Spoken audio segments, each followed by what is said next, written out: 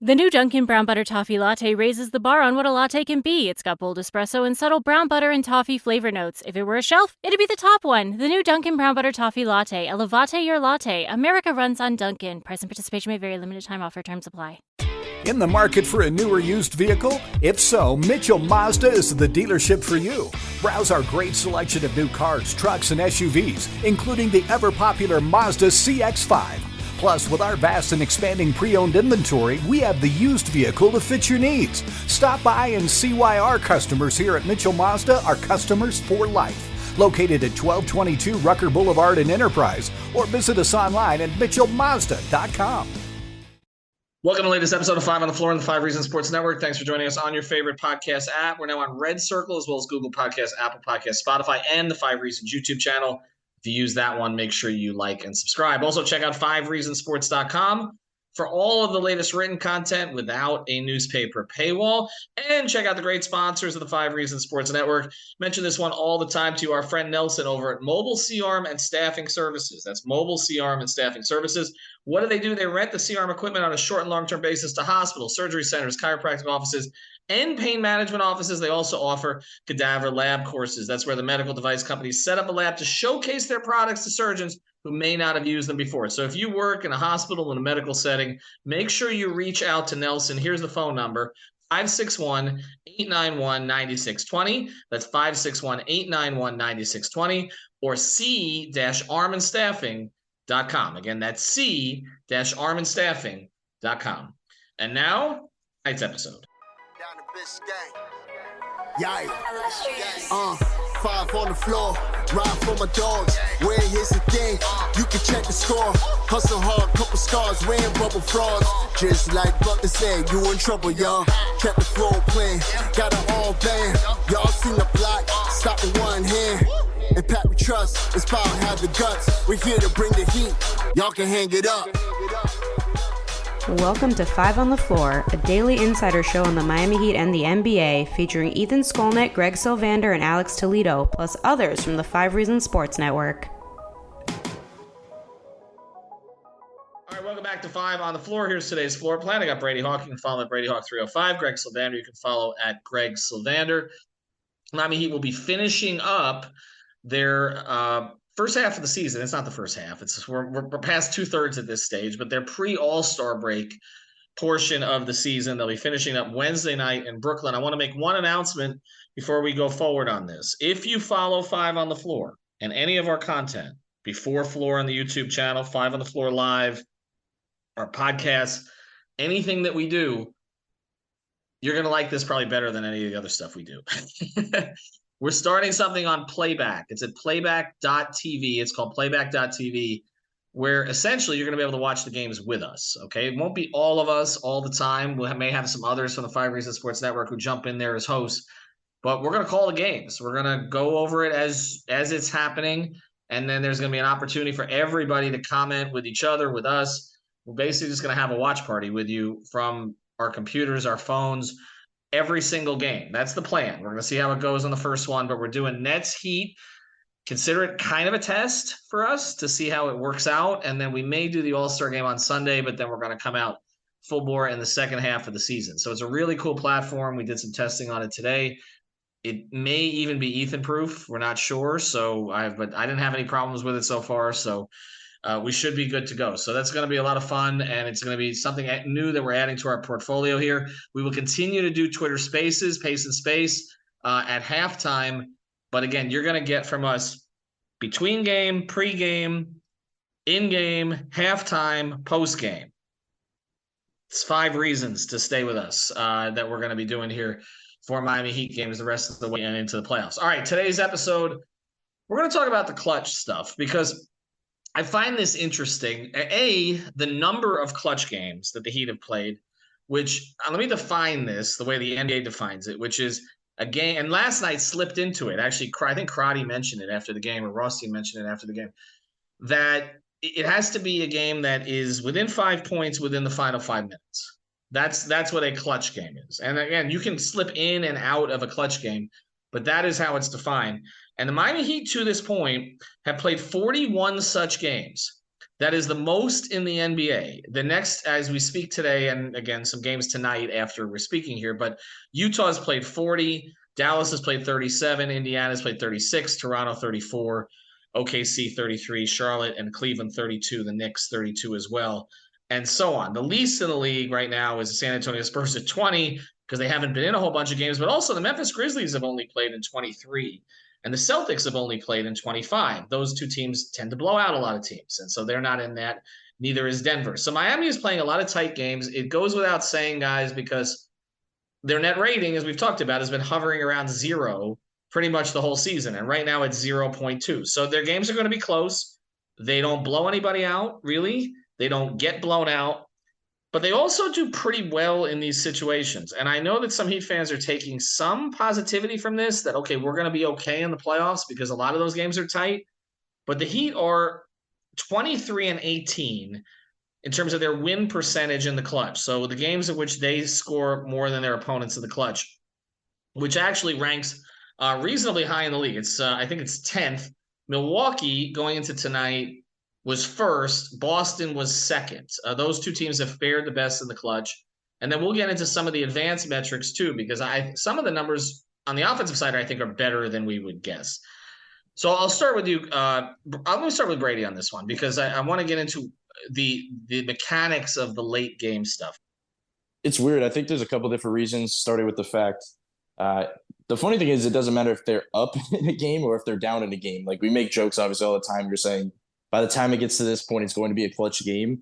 But it's not really a joke at this point. Like, it just consistently happens. And I don't think there's one reason for it. I think I was just looking at some of the numbers a minute ago where it was like, they're like bottom 10 in like, they're a defensive team. We all know that. We talked about offense and the fact that they're still going to be uneven at any point in the game offensively. They're bottom 10 defense in the first quarters. They're the number 1 defense in fourth quarters. Like, when it comes down to it, when the fourth quarter, when Eric Spoelstra could put his guys out there that he wants to, he's going to put his 5 guys out there that he trusts defensively to an extent. Like, there's obviously some guys that are going to do different things, but he's also going to formulate something, a game plan by that time that feels like they're going to have a decent chance down the stretch, or at least get them back in the game. But in terms of like on the surface, I don't have like a straight up answer to why they keep having it. Like, it's funny because there's different results to it as well. Like, these moments where they kind of have really good offense, where you look at the game the other night where they kind of they draw up an insane inbound to finish the game, where Jimmy cuts back door, they end up with a dunk. Then you go back 2 games before that where it was like, it's a 2-point game, Bam is close to 40 points, and they run a play where they send Max to the top of the key, Tyler to the corner, and it ends up in a 3. Like, there's still going to be that element where they're going to go for 3 sometimes, even when certain guys have it going. So there's still there's uneven outcomes, but I don't think we're really worried about the outcomes as much as the reason that they're just continually getting here. Like, there's 41 clutch games for the Heat that leads literally the entire NBA, which is not a surprise at all. But it's like, I don't really know why it's happening. Maybe you guys have a different analysis to it, but it just comes down to the defense, that it just continually turns up in the fourth quarter and they're able to kind of get to certain things. Yeah, Greg, why do you think it's happening? It reeks of a veteran team that is playing up or down to its opponents and coasting at times. And I don't know if that's being done subconsciously, but playing in so many close games, I just think that also maybe some of this is just by virtue of parity in the league. There's going to be more clutch games taking place. For perspective on that, like this is an interesting thing to think about. The most wins by 5 points or less in a single season in NBA history is 24 such games by the Philadelphia 76ers in 99-2000. The Heat already have 20 such wins this season, and they've got games to play, and they're the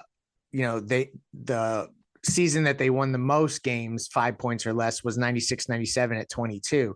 So the fact that they're already at 20 and the record all time is 24 means that this is also just a bit of an outlier in terms of like, I don't know that anyone can truthfully explain why the hell this is happening, because it's never happened this magnitude before. I think that it's unfortunate though, because to me, this team against good teams tends to look a lot better. And if they would just clean up those games against the lesser competition, then they would have such a better vibe, but also the standings would be impacted. So it's just this is an outlier more than most. Well, I think the part that's surprising about it, other than the offense being okay down the stretch of games, as much as we've talked about the offense being bad throughout the course of games, the part that's surprising to me is that a team that does not focus, it seems at times, does tend to lock in a lot of these situations. So like, it's in there, like they care enough to try late, but then there are other stretches of the game where they get away from everything. But I want to get to some of the more specific numbers here, okay? Because I find some of these compelling. All right, so you look at one of the reasons I think they've been okay offensively down the stretch is they shoot free throws really well. So, and you get a volume of them in these situations. So right now they are 4th in the league in clutch free throw shooting at just under 83%. The 3 teams above them, by the way, are not very good teams: Portland, Orlando, and Chicago, but they're right there. Okay. If you go to more of their advanced stats here to break this down, their offensive rating, the Kings have a 132 offensive rating in clutch situations. I don't think anybody would have guessed that. Okay. And that's one of the reasons they've been so good this year and it surprised people. But the Heat have an offensive rating of 112.3 in the clutch. That's better than their offensive rating during the rest of the game. Their defensive rating is 101.4, which is excellent. That one ranks 6th in the league. I don't think that's a huge surprise. Their net rating is 6th in the league in these clutch situations. And some of their other numbers are okay. Like their rebounding percentage is down. I don't think that's surprising. They're 14th in rebounding percentage there. They don't turn the ball over a lot. That's one of the things that has been beneficial to them. They're 5th in the league in fewest turnovers in terms of turnover percentage in the league. So they take care of the ball and they make free throws. That seems to be what they do well, because the 3-point shooting is still bad. Then it's not as bad in terms of ranking as it is the rest of the game, but it's not good. It's under 30%. You want to be at least 33 to 35% in sort of those clutch 3 scenarios. And we've seen a lot of those clutch 3s kind of rim out. But again, it seems to be they defend, they take care of the ball, they make their free throws. So, Brady, I'll ask you that and in the second half of the episode, we're going to pivot to a couple of other things. But, is that a sustainable formula? Or eventually, are you going to need to make some threes?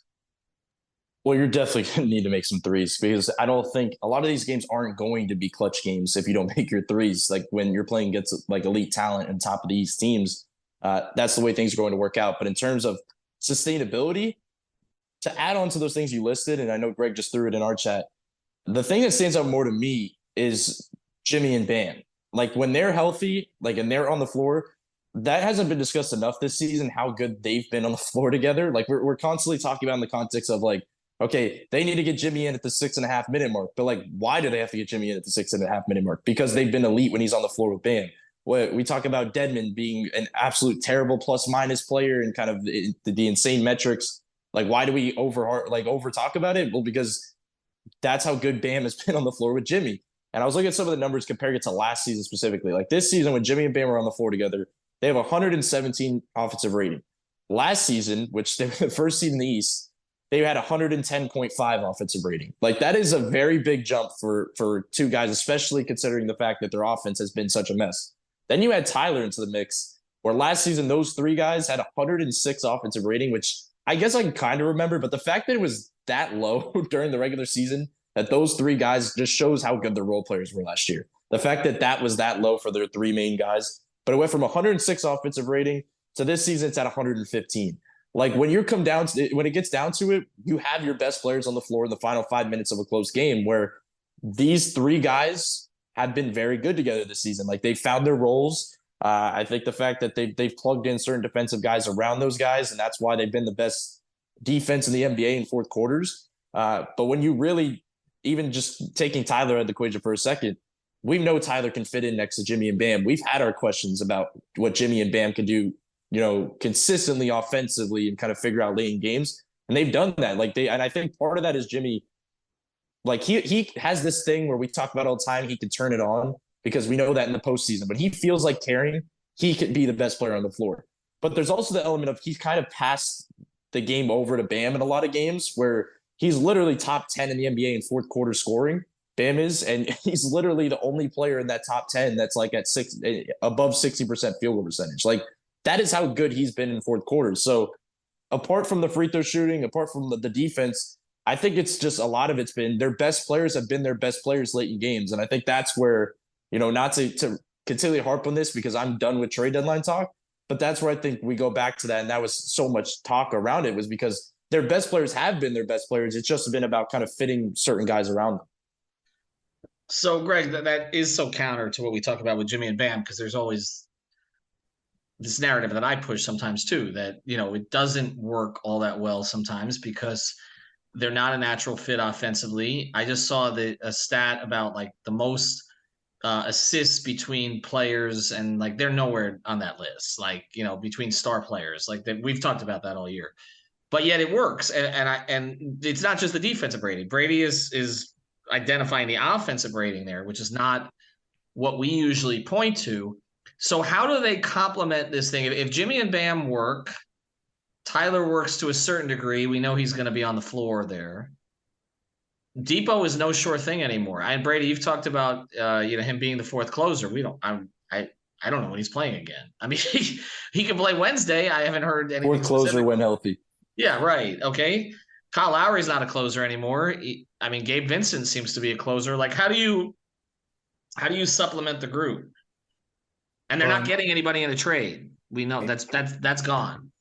In the words of the great Tony Fiorentino, I think he said something like this: "It's a make or miss league, Eric." Something like that. They need the shooters to make shots. Like, what are we doing? Jimmy and Bam are great at the end of the games in terms of that. Jimmy was that guy last year in the playoffs that like everything else broke down. You're in the half court. Things are in the mud. You gave it to him and he gutted out buckets, right? Well, Bam is kind of from where he's get his shot profile and the sweet spots in the mid range for him. That's the same kind of stuff that like Jimmy was doing at Boston, you know what I mean? Like, and coming up huge. So that's going to now be a supplement to their late game stuff that Bam was just frankly not doing it to that degree last year.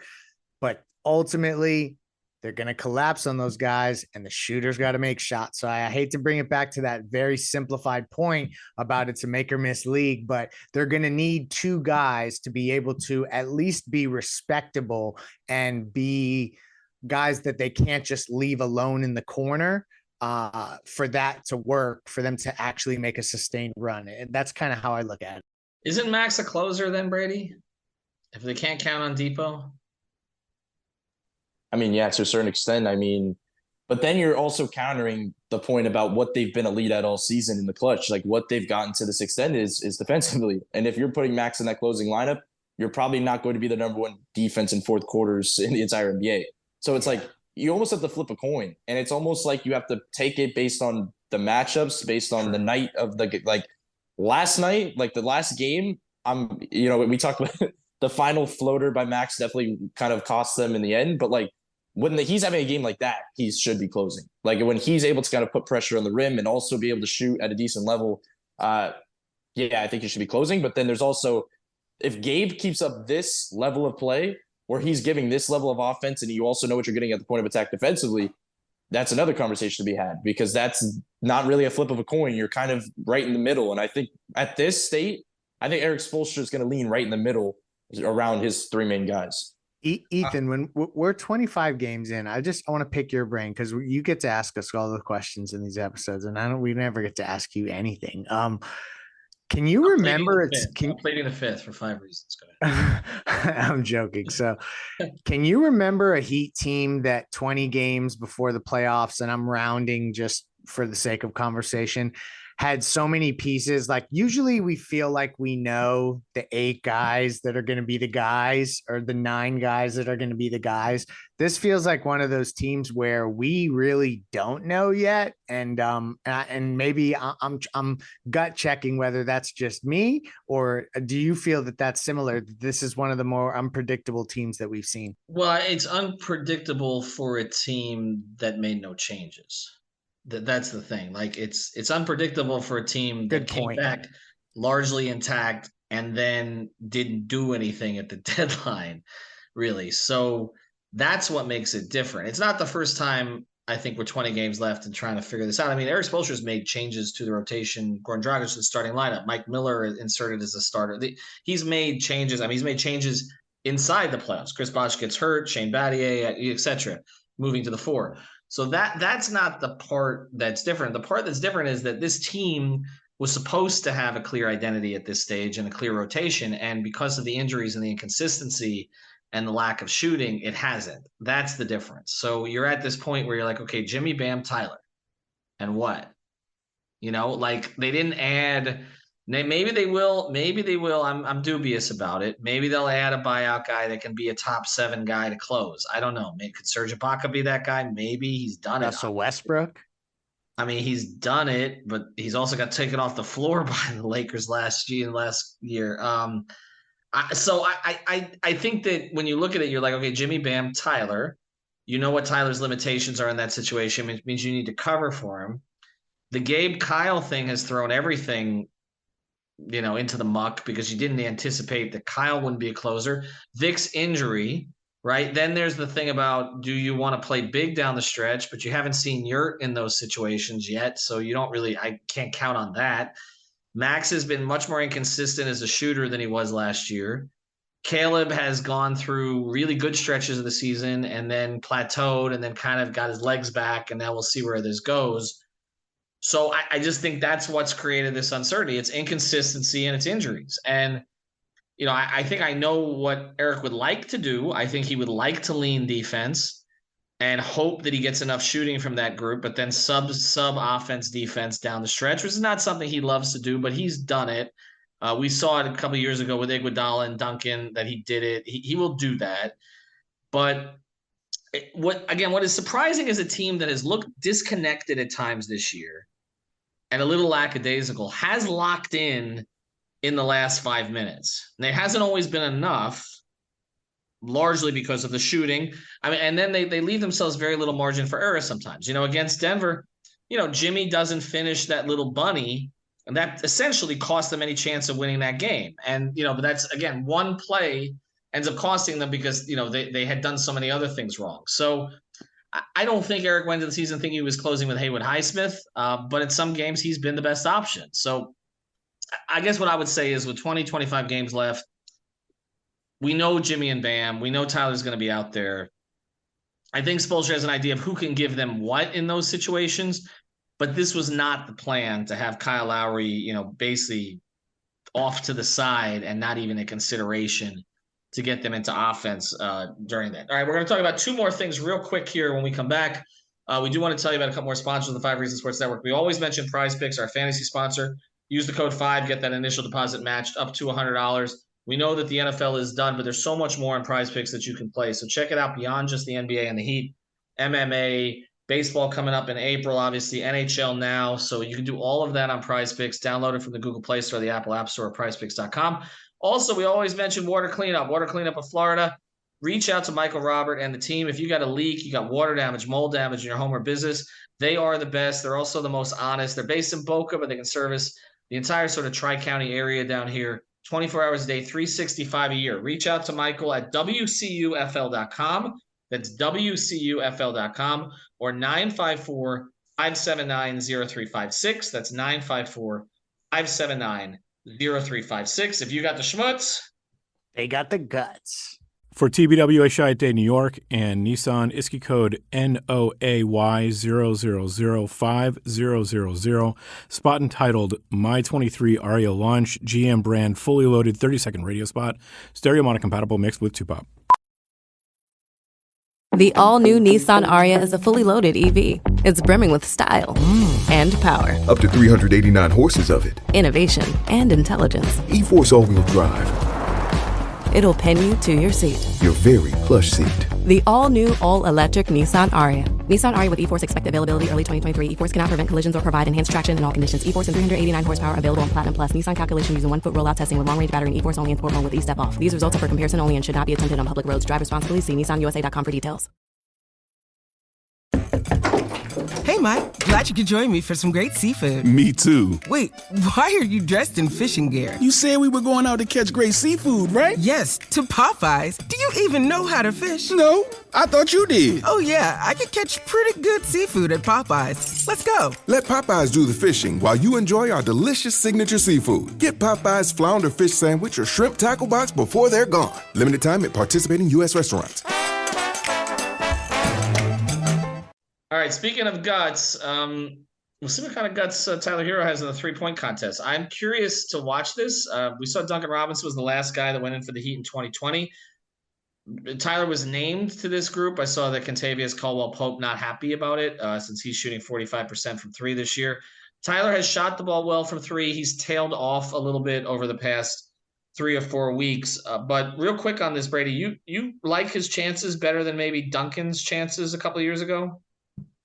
Yeah, definitely. I mean, look, at that time, Duncan was shooting at an incredible level, but it three-point contest did not feel like a Duncan Robinson skill level thing. Like with the things Duncan was doing, especially during that season, was not stand still, grabbing a ball off a rack and shooting. Like everything was motion. It's like telling Wayne Ellington before just to like go get thrown in that mix. Like it's just like it's a different dynamic of shooting where it did not feel like Duncan Robinson's realm in general. And I know, Ethan, you should be the one to comment on this because you always talk about the word alpha and everything. Like Tyler's like more alpha for a three-point contest, it feels like. Like he's the type of guy that I feel like would fit this type of just contest in general. And it's such a rhythm thing that if Tyler gets in a rhythm, like in a three-point contest like this, like I feel like he could catch fire in it. So we'll see what happens. I'm not saying I'm confident in him winning it, but I just think in terms of the last guy we saw, because Duncan struggled a little bit in it, like this is much more made for Tyler than I feel like a Duncan type shooter. It's also the one event. You mentioned this, Greg, and I agree with you. It's like the one event worth watching in All-Star Saturday at this point. The dunk contest is completely unwatchable. I've covered so many of them in person. I was there for Vince Carter's. That's how old I am. It's can't get guys to go. That's the problem. The fact that they didn't kill it after last year, they're never going to kill it because that thing was awful. I mean, you had Levine and Aaron Gordon for a little bit, but now to me, it's not about the names necessarily. It's just like the format has played out and they keep changing it. It doesn't make it better. You got a guy attempting 30 dunks. It's awful. But if you look at the 3-point I've said one-on-one is what they should have done years and years and years ago, one-on-one or a 2-on-2 contest, but the players don't want to get hurt. That's basically the issue. 3-point participants, though, it's always the best list. Tyrese Halliburton, Dame Lillard, Lauri Markkanen, Anthony Simons, Jason Tatum, Kevin Huerter, and Buddy Hield. I mean, that's a hell of a group that Tyler's in. So, there's real star power in there, and there's some really quality shooters. So that one is actually going to be fun now. And I think it's actually – because there is some element to the dunk contest where eventually they're running out of ideas, right? But with 3-point shooting, there is no running out of ideas. It is how many can you make? And so I feel like you're getting better names and that's a better draw. But Tyler, like when I look at this field, Tyrese Halliburton, as well as he has shot against Miami, particularly that late one that beat Miami, he's got a weird form for a 3-point shootout and grabbing a ball off of a rack. So I'm interested to see that. And Tyler Herro, here's the key for him. If he goes out there and he does not act too cool for school, and that was the term that was used by my high school coach, by players who didn't like hustle and be like engaged and try to kind of look cool. If he comes in locked in, he can win this competition. And I think that would be really good for him. And also, I'm just saying, if they need an all-star replacement, they got an extra guy in Utah now who has the stat line of an all-star that maybe could sub in. And Jimmy didn't have to go. That's the most important thing because he wasn't going out there. One note I want to make, and we will mention our personal injury attorney here, Eric Rubenstein. Reach out to him at ericrubenstein.com from down here in South Florida. Went to St. Thomas University, graduated magna cum laude. He's also a huge Miami Heat fan. Check him out at Eric Rubenstein. That's the E before the I.com. Our injury report, Duncan Robinson has been bumped up to questionable in 30 seconds or less, Brady. Should Duncan get another crack at the back end of the rotation? Well, right now he's going to be at the front end of the rotation. That's the weird thing, because there's literally, look at the bench they just had in this last game. It's like, if he's playing, let's say, not only tomorrow, but in any game coming up, he's going to have a decent sized role. But I'll take it a step further. I think when they're fully healthy, he's going to have a pretty decent sized role. Like, I think you look at all the stuff we just talked about, and in the clutch or not, this team basically cannot shoot. They just cannot shoot from three consistently. That I think at this point, there's no reason not to go to him. Like, you're past the deadline, you're past all that nonsense where he's, eyeing that down. So he's on your roster. I think you utilize him. Like, there's no reason not to at this point. We talk about like the buyout market guys, and it's just like your 3-point percentage can't get much worse here. Like, just throw them out there, figure out the defensive stuff. And as I've said so many times, it feels like Spo can figure out the defensive stuff. Like, as much as everybody hates seeing like 2 or 3 negative defenders on the floor, let's say, like, he can figure that stuff out for small portions of the game. Shooting 24% night in and night out is hard for him to deal with. Like, that is a much tougher thing to deal with, it feels like. So I feel like no matter what we see, I guess with the roster coming up, whoever returns, whoever doesn't, I think Duncan deserves a spot with some solid bench minutes off in that realm. But the funny thing is, who is he taking it away from? Because like, there's guys like Haywood Highsmith that Spo values, and I understand why, because I've been somebody that keeps talking about the way he defends and does stuff. So it comes down to, I think, who do they value more at this point in the season? Are they just going to just say, we're just going to play 85, 83 games every night and just go with Haywood? Or are we going to try to break out of this funk a little bit and see what Duncan can do? I feel like it's a valid, option to go with. We've talked about this, Greg. They got to maximize every roster spot at this point. They just do, now and into the future. They don't have that many roster spots active at this stage. He can offer a different element. I know you've come around on it a little bit too. I think you give it a look. I'm not as concerned about Bam deferring to him as I was. Hell no. I right. feel like that's completely behind us. And here's the other thing, like, all you can do is help Duncan Robinson as a person and a player if he were to start to turn this around, even if it's in small increments. And then, obviously with my transaction hat always on the back of the head, it helps his value long term. But I think ultimately you need every player to be able to be some level of functional. So Duncan Robinson, next man up. All right, next man up tomorrow, playback.tv. We'll tell you more about it on Twitter. Check it out, but nothing else changes. Pre-game, post-game, spaces, between game. You're going to be sick of us talking about this team if you're not already. So we'll try to get some new voices on there as well. Thanks to our sponsors, Water Cleanup of Florida, also EricRubenstein.com, c-armstaffing.com, and of course, Prize Picks. Use that code FIVE. Have a good night. Thank you for listening to the 5 on the Floor on the 5 Regional Sports Network. The Louisiana Swamplands. Out here, you're either lunch or you're enjoying it. Make sure you end up on top with the all-powerful lineup of Kia SUVs, like the Telluride, Sportage, and Sorento, equipped with available all-wheel drive, higher ground clearance, and the interior capacity to bring everything you need, so you'll always remain more than a gator's length ahead. Visit your local Kia dealer today to find your next adventure in our ever-capable lineup of SUVs. Kia, movement that inspires. Call 800-3334-KIA for details. Always drive safely. And now another no-brainer money-saving tip from Progressive. Marcus, what happened? I was changing my oil and I spilled some on the floor. Oh, well, use these $50 bills to wipe it up. Perfect. Got any more? Yeah, take a couple hundred. Stop. Instead of using money, use an old rag. And here's a better tip from Progressive on how not to waste money. Don't pay too much for car insurance. Drivers who switch and save could save hundreds. Progressive Casualty Insurance Company and Affiliates. Potential savings will vary.